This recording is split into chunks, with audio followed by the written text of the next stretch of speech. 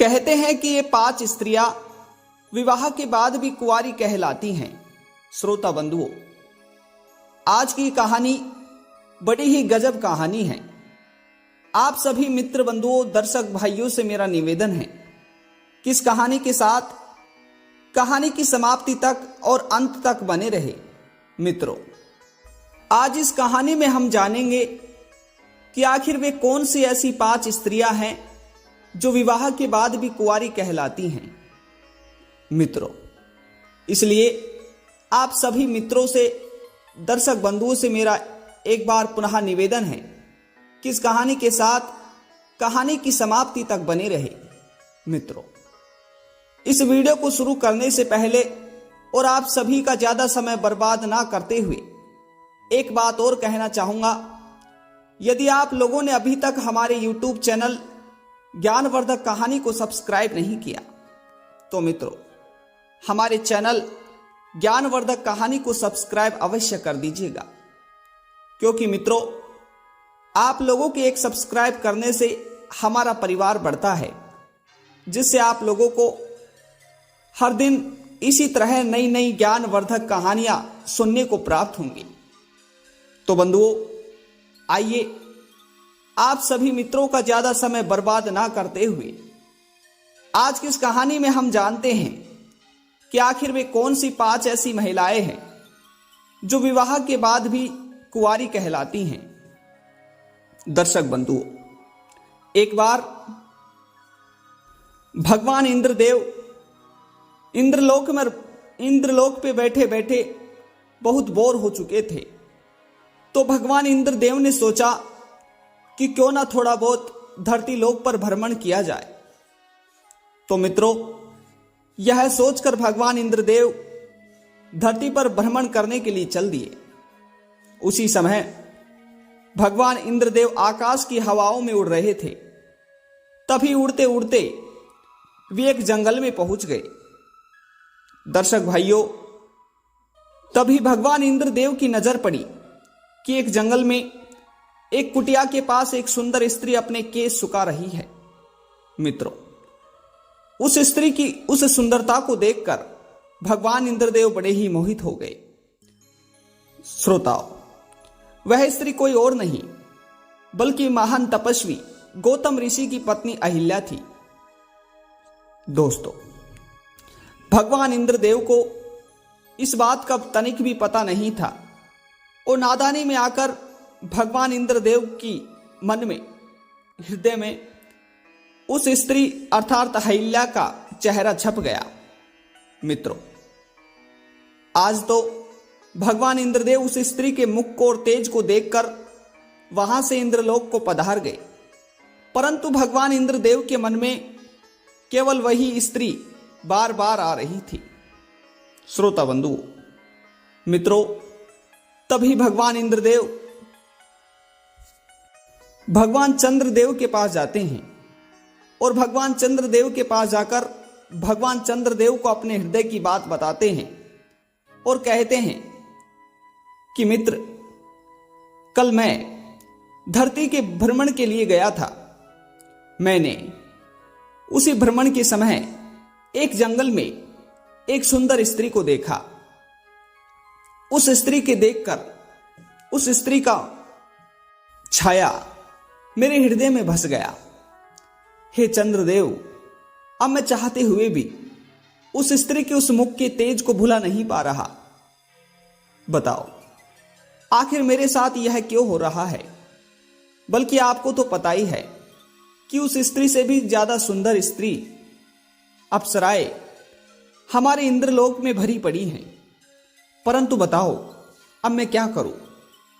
हे चंद्रदेव, अब तो चाहे जो हो जाए, मुझे किसी भी हालत में उस स्त्री को अपने प्रेम के जाल में फंसाना होगा। श्रोता बंधुओं, तभी भगवान चंद्रदेव अपनी दूर दृष्टि से देखकर भगवान इंद्रदेव से कहते हैं कि हे इंद्र, आप जो सोच रहे हैं वह कदापि नहीं हो सकता। श्रोताओं, भगवान चंद्रदेव की इस बात को सुनकर इंद्र बोले, क्यों? भला ऐसा क्यों नहीं हो सकता? आखिर क्या बात है? इंद्र हैं हम, ऐसी कोई चीज नहीं जो हम चाहते हुए भी हासिल ना कर सके।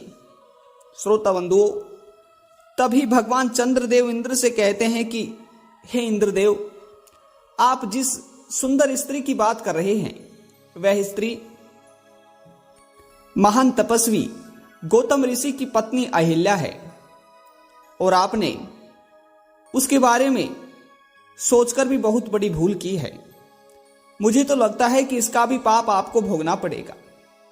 मित्रों, अब चंद्र की बात को सुनकर भगवान इंद्र कहते हैं कि हे चंद्र, ये तुम कैसी बातें कर रहे हो? भले ही वो गौतम ऋषि की पत्नी हो या चाहे किसी और की, अब तो वो हमें भा गई है तो हम उसे पाकर ही रहेंगे, चाहे उसके लिए हमें कोई भी माया रचनी पड़े। परंतु तुम बताओ, क्या तुम मेरा साथ दोगे? श्रोता बंधुओं, कहते हैं कि इंद्र अर्थात इंद्रदेव को सभी देवों में देव माना जाता है। तो श्रोता बंधुओं, चंद्र इंद्र की बात को ना नहीं कर सकता था, तो भगवान चंद्रदेव ने इंद्र को साथ देने के लिए हां कर दी। परंतु भगवान इंद्र ने चंद्र के साथ एक रणनीति बनाई। भगवान इंद्र ने चंद्र से कहा कि सुनो, कल आधी रात्रि को तुम हमारे साथ उसी जंगल में चलना। वहां चलकर तुम्हें केवल एक मोर बनना है, और मोर बनकर उस ऋषि गौतम ऋषि के आश्रम के बाहर जाकर बस अपनी आवाज को निकालना है, और मैं अपनी तेज शक्ति से आधी रात्रि को ही भोर का समय कर दूंगा, जिससे गौतम ऋषि उठकर स्नान के लिए चले जाएंगे, और पीछे से मैं उनकी पत्नी अहिल्या के साथ अपने संबंध बना लूंगा। श्रोता बंधुओं, खैर भगवान चंद्रदेव इंद्र का इस महापाप में साथ तो नहीं देने वाले थे, परंतु वो करे भी क्या? वो तो एक तरह से इंद्र के आदेश से बंध चुके थे। श्रोता बंधुओं, अब ऐसा ही हुआ। आधी रात्रि होते ही भगवान इंद्र और भगवान चंद्रदेव दोनों ही गौतम ऋषि की कुटिया के पास पहुंच जाते हैं। श्रोता बंधुओं, तभी भगवान इंद्रदेव अपनी शक्ति से आधी रात्रि को ही भोर का समय कर देते हैं। उधर भगवान चंद्रदेव अपनी आधी शक्ति से एक मुर्गे का रूप लेकर और जोर जोर से बोलने लगते हैं। श्रोता बंधुओं, तभी गौतम ऋषि की आंखें खुल जाती हैं। तो आंखें खुलते ही गौतम ऋषि सोचते हैं कि लगता है भोर हो गया है, मुझे नदी में स्नान करने के लिए जाना चाहिए। दोस्तों, तभी यह सोचकर भगवान ऋषि गौतम ऋषि भोर का समय सोचकर नदी में स्नान करने के लिए चल पड़ते हैं। श्रोता बंधुओं, जैसे ही गौतम ऋषि नदी की तरफ जाते हैं तो उधर पीछे से भगवान इंद्र हूबहू गौतम ऋषि का भेष बनाकर उनकी पत्नी अहिल्या के पास आकर अपने संबंध बनाने लगता है। श्रोता बंधुओं, उधर अहिल्या भी भगवान इंद्र को बिल्कुल समझ नहीं पाती है कि आखिर ये मेरे पति हैं या कोई अन्य पुरुष। श्रोता बंधुओं, अब तो जब भगवान चंद्रदेव जो मुर्गे बने हुए थे वो गौतम ऋषि की कुटिया के ठीक बाहर ही चुपचाप खड़े हो जाते हैं।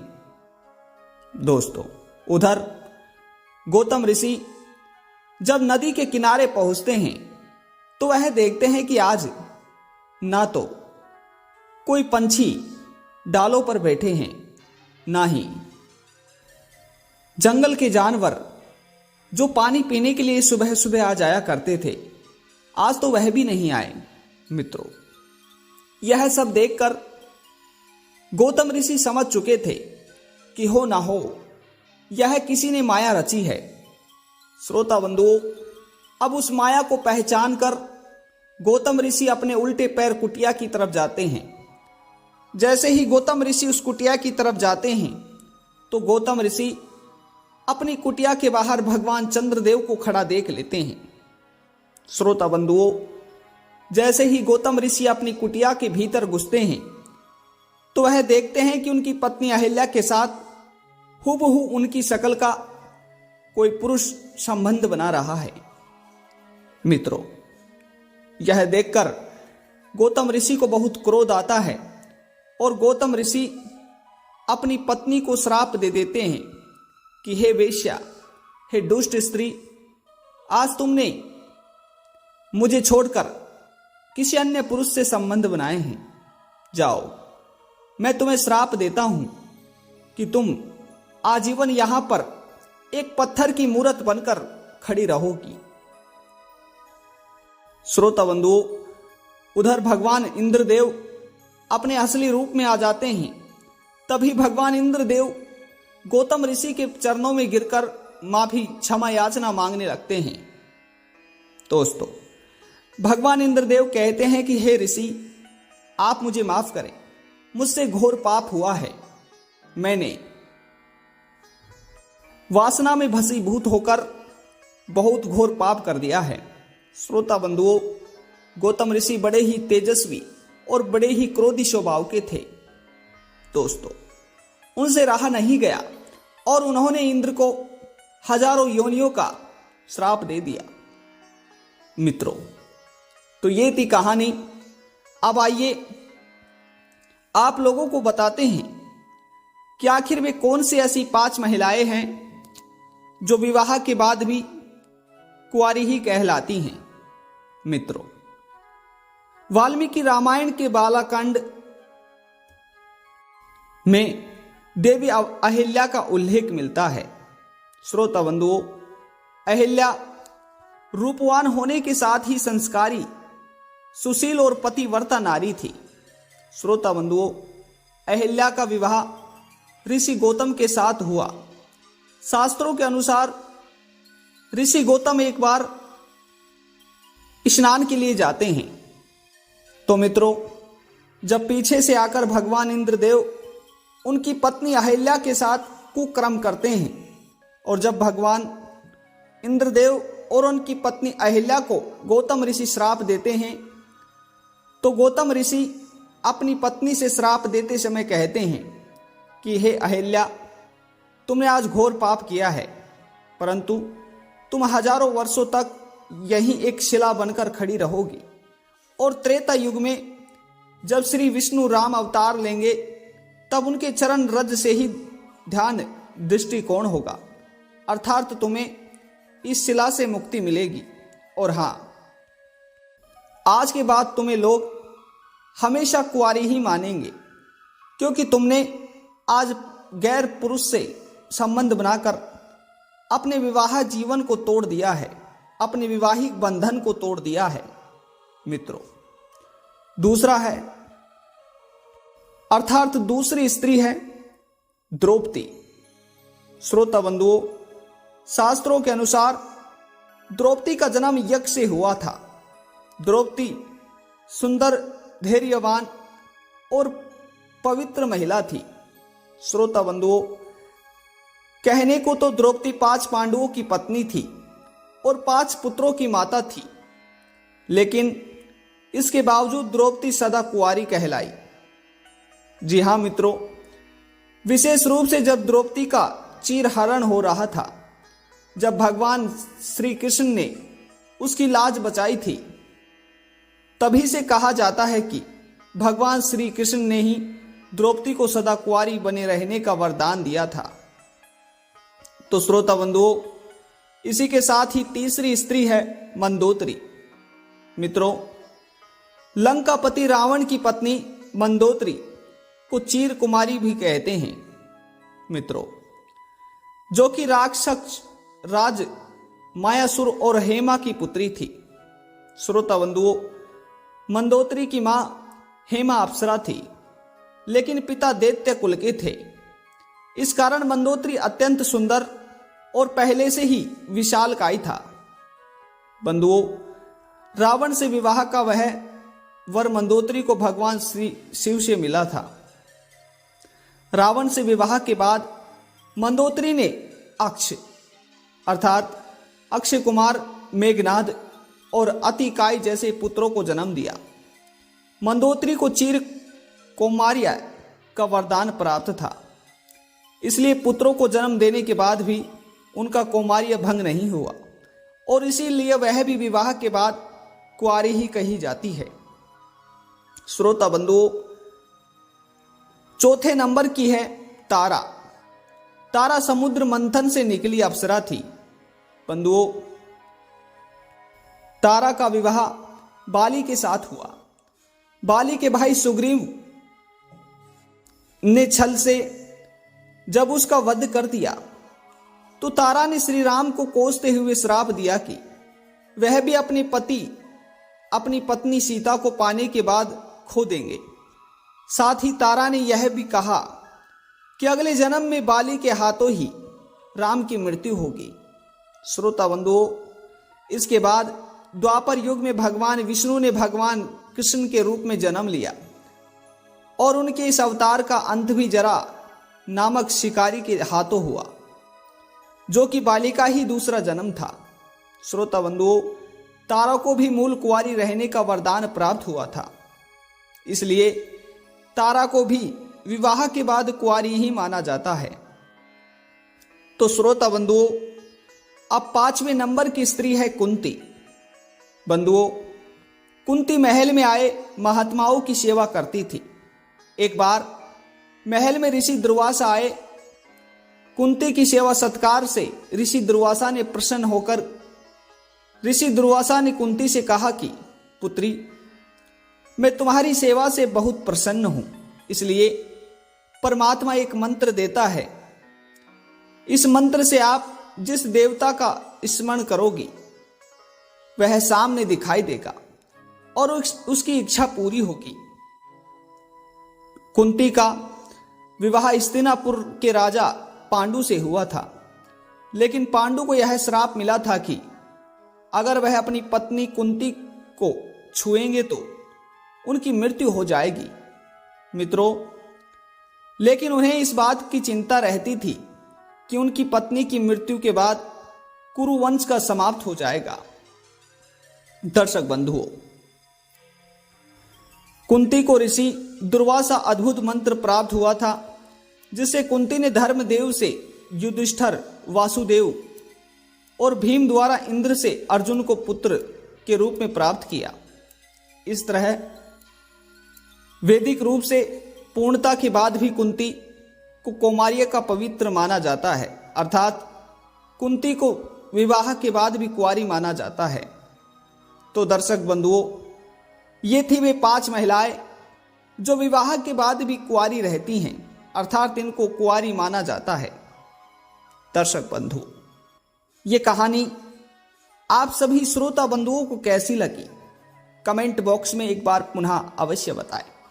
दर्शक बंधुओं, यदि इस कहानी के दौरान हमसे बोलने में कुछ अशुद्धियां हुई हो तो हमें माफ अवश्य कीजिएगा। दर्शक बंधुओं, एक बार पुनः मिलते हैं ऐसी ही ज्ञानवर्धक और मोटिवेशनल चर्चा के साथ। तब तक आप सभी मित्रों का, दोस्तों का बहुत बहुत धन्यवाद। जय श्री कृष्णा। राधे राधे।